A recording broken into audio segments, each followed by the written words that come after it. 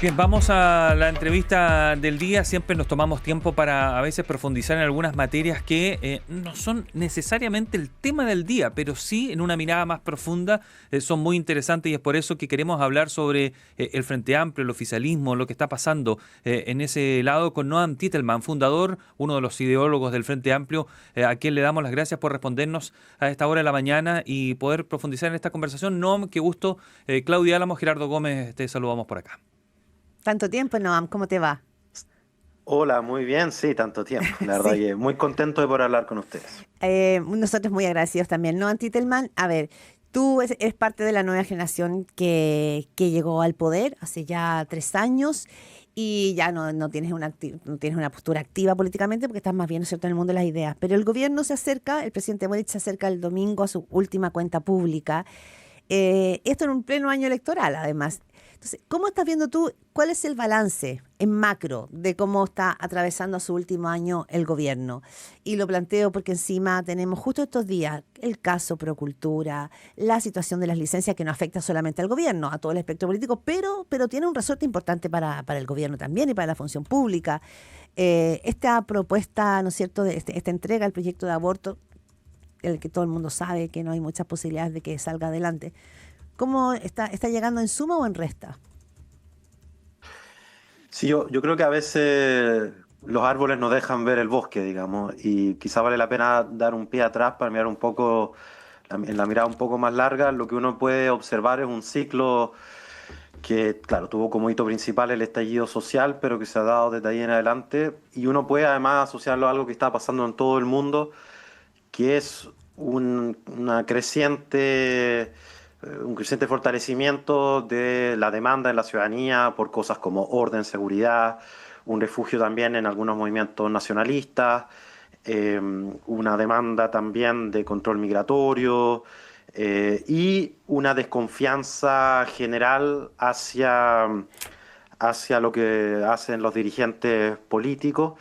Y por cierto, yo creo que todas esas cosas son muy claramente visibles en Chile. Y yo creo que una cosa interesante, además desde América Latina, es que históricamente América Latina había sido como una especie de reservorio de ideales, de utopías, Mm, de imágenes como de una sociedad que podría ser, y en general en la izquierda, ¿no? O mm. sea, desde el Che Guevara al subcomandante Marcos, pasando por Pepe Mujica, que además quizás algo simbólico hay en su reciente muerte. Porque la verdad es que hoy en día cuando América Latina se presenta como un reservorio de ideas para el mundo, y lo es más bien en este grupo de derecha más radical. Y yo creo que en las dos aristas, de las dos miradas, digamos, que se puede reflejar eso, es en el proyecto Milei, que yo diría que el proyecto contra el Estado. Milei tenía una frase, ahora no la ocupa tanto, pero en su momento decía que el Estado era como un pedófilo en un jardín infantil, o sea, el Estado como lo peor que puede existir, y yo creo que parte de la crisis que estamos viendo en Chile también es una desconfianza hacia el Estado, y lo que ha pasado ahora último con las licencias, yo creo que, bueno, para muchos Solo, confirma una mirada negativa que tenían sí, hacia la licencia, y lo otro lado es, y en general, la corrupción, digamos, esta sensación de que hay una relación entre la política y el dinero, y lo otro es el modelo Bukele con respecto a la delincuencia, pero también es una desconfianza hacia una mirada del rol de los tribunales, ciertas ideas de derechos humanos, como decía Bukele, algo así como poner por delante los derechos humanos de las mm, víctimas por sobre el de la delincuencia, que es un slogan muy contagioso, aunque bastante discutible si uno mm. entiende lo que son derechos humanos, que no solamente hacer más lentos los procesos judiciales, mucho más que eso. Pero esas dos cosas yo creo que si uno mira da un pie atrás, yo creo que puede ver ese bosque que quizás los árboles a veces lo Ya, esconden. pero ese bosque es en la amplia gama, no Antitelman. Y en ese bosque uno entiende claramente, claro, que hoy día en América Latina tenemos estos dos proyectos. Un Milei que responde más bien, ¿no es cierto?, al hartazgo y al hartazgo total de la casta política, de la corrupción, de que finalmente que se vayan todos, cristalizada una figura como Milei. Y en el caso de Bukele es el hartazgo con los temas de seguridad y en el cual la gente está dispuesta a ceder sus libertades para tener seguridad. Chile no sabemos en cuál de los dos mundos está, pero se nos están confluyendo los dos. La seguridad por una parte y el agobio de la ciudadanía, porque no es lo mismo Bukele que Milei en ese sentido. Pero mi pregunta es, ¿qué le pasará al Frente Amplio que bajo su gestión ha crecido varias derechas? y ahí se asoman derechas más duras. Lo digo porque he escuchado también gente que dice, bueno, no deja de ser paradójico que sea bajo un gobierno del Frente Amplio que crecen más, ¿no es cierto?, los movimientos de derecha más extrema. Claro, y ahí yo creo que el otro fenómeno que también uno lo observa en todo el mundo es la dificultad que tienen las izquierdas en general para responder a esas dos demandas. Hace poco salió un libro de Ezra Klein que se llama Abundancia, que justamente planteaba que en la izquierda se habla mucho del riesgo de la ultraderecha y quizá no se habla suficiente de cómo la falta de delivery, digamos, de respuesta desde el Estado a las demandas de la sociedad son las que finalmente están detrás de mucho de este surgimiento de ultraderecha. Y una de las cosas que ahí se mete a discutir es cómo había una izquierda que en general ha sido muy reacia a la idea de producir, por ejemplo. Estas ideas del decrecimiento y quizás una izquierda muy centrada en la idea de la redistribución y poco sobre la predistribución, sobre cómo se produce, digamos. Y ese tipo de discusiones yo creo que son un problema bastante transversal y efectivamente en Chile yo creo que la encuesta lo muestra de una manera brutal. El discurso anti-incumbente es siempre muy potente y yo creo que eso se cruza con un discurso y con una demanda de orden y seguridad que explica por qué en parte al menos ha crecido una izquierda más radical, o sea, perdón, una derecha más Sí. radical. Y yo creo que ese peligro es un peligro que asalta a la izquierda, pero también a la centro derecha. Y hay muchos estudios en el mundo que muestran cómo las primeras víctimas de la derecha más radical es la centro derecha, porque empiezan a disputar de alguna manera un Mismo mundo de votantes territorio. parecidos. Y además, porque en general lo que ha pasado en el mundo no es que, pese a ciertos discursos que hay en algunas partes, no es que antiguos votantes de la izquierda se han movido a ser votantes de la derecha más radical, sino que ese traslape de voto en general viene de la centro derecha hacia la derecha radical. Pero lo que ha pasado en general con los votantes de la izquierda es que se han ido quedando en la casa, que no han ido a votar, no han ido a votar y se han Mm. ido desilusionando, digamos, con Mm. esos proyectos. Y yo creo que es un peligro real que uno puede observar también mirando las encuestas en Chile de lo que vaya a pasar en las próximas elecciones. Ujú. No, inicialmente, cuando se presenta, cuando se da a conocer a los chilenos el Frente Amplio, sus principales temas eje eran la justicia social, la democracia participativa, la sostenibilidad ambiental. Ahora habla de seguridad, de migración descontrolada y de crecimiento. Entonces, ¿qué pasó? ¿Qué pasó con la identidad del Frente Amplio? Sí, yo igual debo decir que yo siempre he sido de la idea que cuando se ganan las elecciones es gobierno de todos los chilenos y las chilenas y uno de los primeros sapos que hay que tragarse es el de la identidad. La identidad cumple un rol en la sociedad, yo no creo que haya que dejarla en el olvido, pero efectivamente hay que ir a gobernar bastante más allá de las pequeñas identidades, incluso de las historias propias.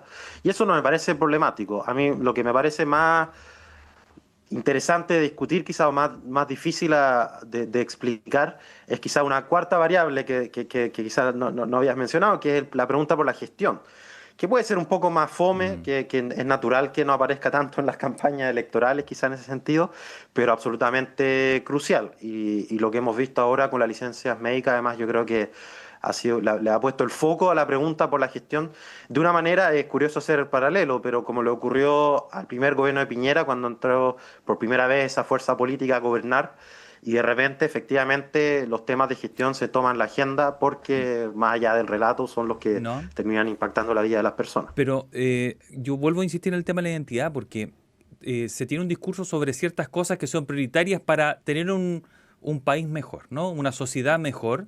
Son reemplazadas por las cosas que dije, seguridad, migración, crecimiento, que son las cosas que han dicho todos los otros bloques políticos siempre. Entonces te transformas en una especie de sucedáneo, ¿no? Entonces cuando entre el sucedáneo y el limón, tú prefieres el original. Y allí yo creo que se genera un tema de identidad. ¿Qué es el Frente Amplio hoy por hoy? Tú hace un año decías que, tal como ocurrió con Elwin y la concertación, este gobierno va a marcar la identidad del Frente Amplio. ¿Cuál es la identidad de el Frente Amplio hoy por hoy? Sí, no, yo creo que lo que pasa, esto a propósito de la cuenta pública que se viene y que hay grupos que hacen, o sea, grupos de pensamiento que hacen porcentaje de cumplimiento de los programas. y yo desafiaría a casi cualquiera a recordar cuál es el porcentaje de cumplimiento de los distintos gobiernos. Pero al final la gente juzga a los gobiernos por otra cosa, juzga por su capacidad, primero, de enfrentar crisis, ¿no? O sea, al final el gobierno de Piñera se la va a recordar sobre todo por cómo enfrentó el COVID o el estallido social, en fin, al terremoto, en fin, todas esas cosas que son imposibles de predecir, pero también a cómo se adapta a las prioridades ciudadanas. Yo creo que al final las cosas que mencionaste, seguridad y orden público, aparecen en todas las encuestas como el número uno de la ciudadanía. Y ahí la pregunta es si hay una respuesta de izquierda a la pregunta por orden y seguridad pública, si hay una respuesta de izquierda al control migratorio, que efectivamente es lo que permite mostrar esa diferencia. Y ahí también es tan importante una cosa que es casi tabú hablar sobre ella, pero el debate ideológico, que al final es lo que permite que más allá de la política pública y de la respuesta a la contingencia, que evidentemente la política responsable no es taparse los ojos y hacer como si no cambiaran las prioridades de la ciudadanía, sino que es saber hacer un equilibrio muy difícil entre esas tres cosas, ¿no? Entre la ideología, la voluntad popular Mm. y la capacidad de gestión. Y ¿No? esas tres cosas son difíciles de Sí, combinar. y lo que hemos visto, digamos, es que el Frente Amplio llegó con otras convicciones, llegó con un programa de gobierno distinto, llegó con una supremacía moral marcada, ¿no es cierto?, en declaraciones de George Jackson. Y yo recuerdo haberle hecho una entrevista en enero del 2024 a Tomás Bodanovich, alcalde de Maipú, un líder bien importante del Frente Amplio, en que él decía algo como que no tiene que ver con la identidad como concepto, sí, pero decía, el Frente Amplio ya cumplió la etapa de los símbolos, tiene que entrar de lleno a la etapa de la gestión. Y él dice, es el momento de que nuestra generación política entienda que la gestión es mucho más importante que la narrativa. Y entonces uno se pregunta hoy día, ¿dónde está el Frente Amplio? ¿En la narrativa o en los símbolos? Mira, me recordó el ministro de Relaciones Exteriores de Mitterrand hace muchos años, hablaba de la irreal politique, como que estaban los que hacían la política real y los que estaban Sí, obsesionados con los símbolos. sí. Y efectivamente, desde la moneda no se puede hacer una política testimonial, no tiene ningún sentido, hay que pensar en la política concreta y real, que no es lo mismo, y ahí quizás yo discreparía en una cosa que olvidarse de las convicciones. Yo creo que justamente la pregunta es cómo se mantiene esas convicciones que incluye preocuparse por los resultados. Yo creo que en esa tensión entre la ética de la responsabilidad y la ética de la convicción, eso es política, digamos, exactamente. Y por lo mismo no me parece tan sorprendente que al momento de gobernar haya cosas que haya que reconocer. Simplemente el PIB crece lo que crece, digamos, la economía es lo que No, es, pero me la situación refiero, de la delincuencia sí, es lo no, que no, es. pero no, me refiero a que la crítica que hacía Tomás Bodanovich en su minuto, que yo sé que cayó mal en el Frente Amplio, es que lo que dijo es como que en el fondo a este gobierno le faltaba gestión. Y la verdad es que si uno mira en los últimos años, han habido problemas para gestionar presupuesto, ha habido un problema de gestión política, porque quizás llegó demasiado enamorado de sus símbolos. Bueno, yo creo que O sea, hay dos cosas. ¿tienes una crítica respecto de eso o no? Yo creo que el amor por los símbolos es un muy mal amor, digamos, un amor traicionero. Y yo creo que no hay que jamás enamorarse de los símbolos. Y toda la discusión sobre la superioridad moral es la definición de lo absurdo, digamos. No tiene ningún sentido. En todas las generaciones y en todos los grupos políticos hay gente más y menos moral.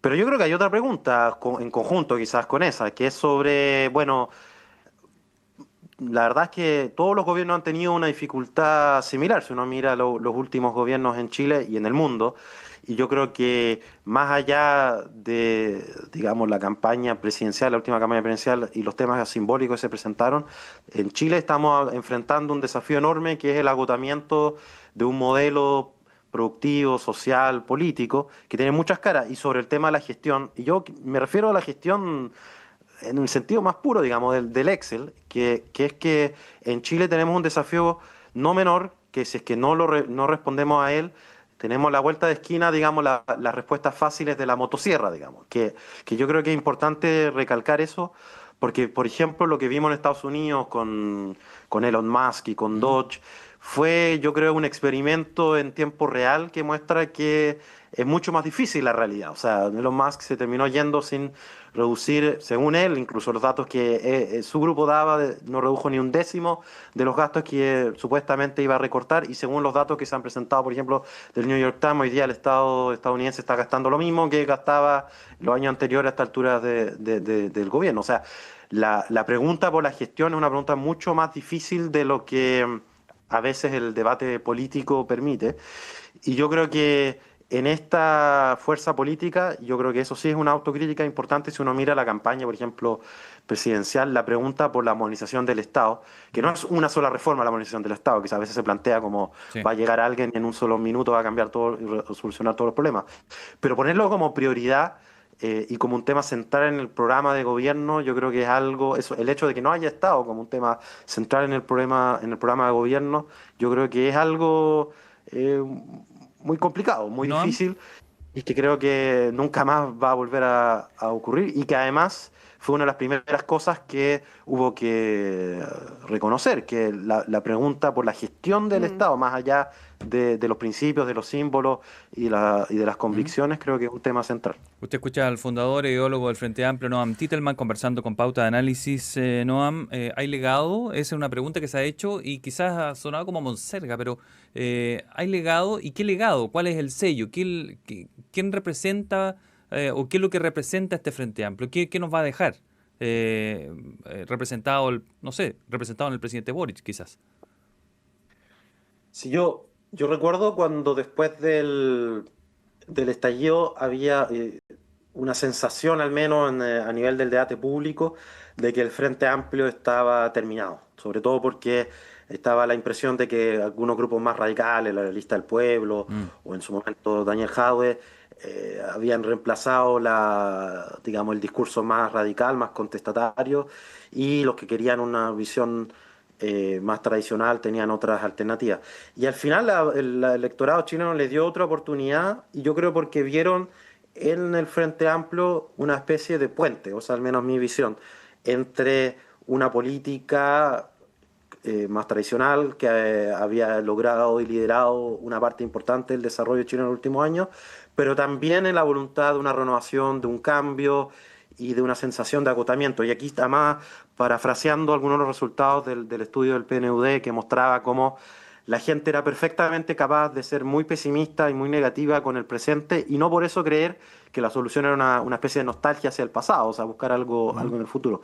Y yo creo que si uno mira lo que logró el gobierno del Frente Amplio, por ejemplo, una de las reformas que probablemente va a ser la reforma central de este gobierno va a ser la de pensiones, que evidentemente es muy distinta a la reforma perfecta, idealizada que tenía Ya. cuando estaban en la oposición o cuando hicieron su campaña, pero permitió hacer algo que durante 10, Ah. 15 años no había logrado hacer la política chilena, que es poner de acuerdo a personas que pensamos muy distintos Mm. para avanzar en una cosa que era absolutamente necesaria para tener Gonzalo mejores Vinter, pensiones en Chile. ¿a tu juicio Gonzalo Vinter representa ese espíritu del Frente Amplio actualmente? ¿Él representa bien ese presente del Frente Amplio? Yo creo que interesante si uno mira la primaria en general, las tres candidaturas, tanto de Gonzalo Vinter como la de Janet Jara y Carolina Toat, en algún nivel son candidaturas de continuidad. Dos de ellas porque fueron presidentes, o sea, ministras de este gobierno, y además Gonzalo Vinter porque tiene mucha cercanía con el presidente Boric, pero yo creo que efectivamente la candidatura de Vinter de alguna manera ha apostado a ser la más continuista de las candidaturas de continuidad. Y en ese sentido yo creo que ha apuntado a un público, a un sector de la población que sí se siente muy identificado con cómo ha funcionado este gobierno, con este discurso más dialogante, más abierto, quizás más gradualista, pero sin renunciar a ciertas convicciones, como por ejemplo la del aborto libre, que yo creo que efectivamente es una convicción muy sentida Aunque sea, en las aunque, bases del Frente Amplio. aunque sea, pero la señal es para quién, ¿es para el Frente Amplio y su base? ¿O la señal Mm. y uno gobierna para la mayoría? ¿Es para la ciudadanía? Lo planteo porque hemos visto figuras del socialismo democrático, que es parte del gobierno, diciendo que no lo van a apoyar, así como está este proyecto, y la propia ministra Orellana, figura insignia del Frente Amplio, reconoce que no se va a aprobar durante este gobierno. O sea, sabemos todos que es una bandera con la cual se va flameando para la salida. Pero si no tiene realismo político, ¿para qué? Aquí hay dos cosas que me parece que se mezclan en la discusión. A veces se dan peleas para victorias que no llegan en lo instantáneo. Yo creo que instalar este debate va abriendo puertas para seguir debatiendo en el futuro, más allá del resultado electoral, que no tengo idea. Yo le creo a lo que han dicho todos los analistas de que se ve muy difícil la discusión en las dos cámaras. Pero yo creo que no es lo mismo decir que solo se pueden dar victorias que se ganan en el instante que se dan, a decir que se puede dar a veces una pelea pensando en el largo plazo. Y yo entiendo así la discusión del aborto de la misma manera que en su momento se dio la discusión por el matrimonio igualitario, de la misma manera que en su momento se dio la discusión hasta por el divorcio. No necesariamente la primera batalla es la última batalla, y efectivamente a veces esas peleas se van instaurando en ese sentido, que no es lo mismo que hacer política simbólica solamente, no es lo mismo que solamente hacerlo porque yo creo que efectivamente al poner esta bandera en el debate público se abre una discusión que no se va a terminar ni se va a cerrar en este gobierno. No. Yo creo que sí, eso mi pregunta es en el evidente. fondo tiene que ver con que Chile, no, Antitelma, está viviendo un momento muy crucial y con temas bien agobiantes para la ciudadanía, que tienen que ver con la economía, que tienen que ver con la seguridad, y con la seguridad en varios ámbitos, pero sobre todo con el tema de la seguridad pública. Entonces, cuando uno pone otro tema, que es más una agenda valórica, no sé si queda en la sensación, la gente dirá, bueno, pero ¿por qué están hablando de estos temas que hoy día a mí no me resuenan en mi cotidiano? Mi cotidiano hoy día tiene mucho más que ver con cómo llego hasta el paradero de la micro, cómo me aseguran que puedo ir tranquilo al consultorio, que no vaya. O sea, tiene que ver tiene que ver con la conexión que la política hace. Y una generación más joven tendría que estar muy atento probablemente a esa conexión. O Bueno, una de las razones por las que gobernar es tan difícil es que en realidad hay muchos cotidianos y hay personas para las que la pregunta sobre el aborto ciertamente es muy cercana a su cotidiano. Y en cualquier ¿cierto? Es caso, el verdad. desafío de gobernar, y en cualquier caso, el desafío de gobernar, digamos, masticar muchos chicles al mismo Mm. tiempo y caminar en muchas direcciones, porque no se puede detener todos los temas y solamente concentrar en uno a la vez. Pero por cierto, en ningún caso esto puede reemplazar No, la preocupación por el combate a la sí. delincuencia, los temas de salud en general, educación. Hay 10.000 agendas distintas. Eso evidentemente tiene Sí. que ser parte de las cosas que están haciendo los gobiernos. El- Y en cualquier caso no creo que lo haga. Yo creo que esto perfectamente se puede hacer en paralelo a todos los otros temas que se están discutiendo. No, Antitelman, fundador e ideólogo del Frente Amplio, está estudiando afuera, digamos, está viviendo en Londres.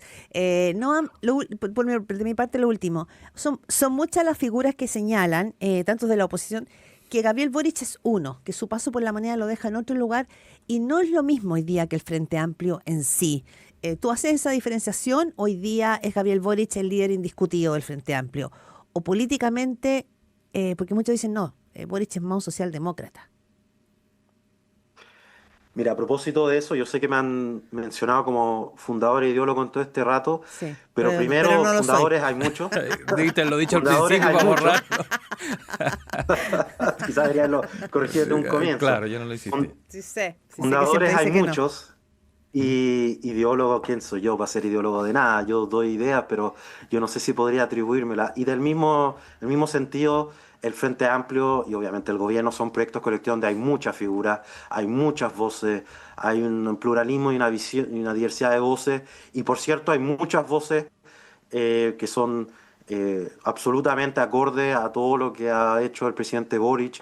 Por supuesto, puede haber otros que hubiesen quizás deseado que las cosas avanzaran más rápido, y yo creo que eso es natural y además es evidente, y es lo mismo en todos los partidos y coaliciones, si uno piensa en la concertación, en las peleas entre autoflagelantes y autocomplacientes, si uno piensa en Chile Vamos y las distintas disputas que hay entre distintos sectores que han habido ahí también, y hoy día ni hablar entre las distintas derechas. Entonces yo creo que eso es una realidad, y por cierto que el presidente Boric no es solamente un liderazgo, es el liderazgo más importante del Frente Amplio, y eso es una realidad y va a seguir siéndolo probablemente en el futuro, de esa manera. Entonces yo no tengo ninguna duda que eso ha marcado la forma de ver el mundo del Frente Amplio. Y una cosa que a mí me llamó mucho la atención, entre comillas, entre tantos temas, pero solo como un ejemplo, como un botón de muestra, pero Sí. Frente Amplio después de fusionarse tuvo una especie de congreso ideológico y hablaba de la importancia del patriotismo como uno de los principios fundantes del Frente Amplio.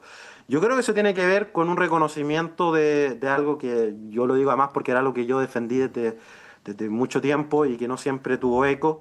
Y yo creo que hoy día es una Bien. realidad. Y el Frente Amplio, como tantas otras fuerzas políticas, se va haciendo en el camino, incluso en estas construcciones ideológicas, y que ha tenido una carrera meteórica y que por lo mismo creo que va a seguir evolucionando en esos debates y sin lugar a dudas el presidente Boric va a tener un rol central en esa discusión. Muy bien. Noam Titelman, a secas. Así lo vamos a despedir. Que esté muy bien, Noam. Un gusto. Un intelectual del Frente Amplio. Un abrazo, Un, Noam, que esté muy bien y Un muchísimas placer. gracias por esta conversación. Que esté bien. un Chao. abrazo a ustedes, chao.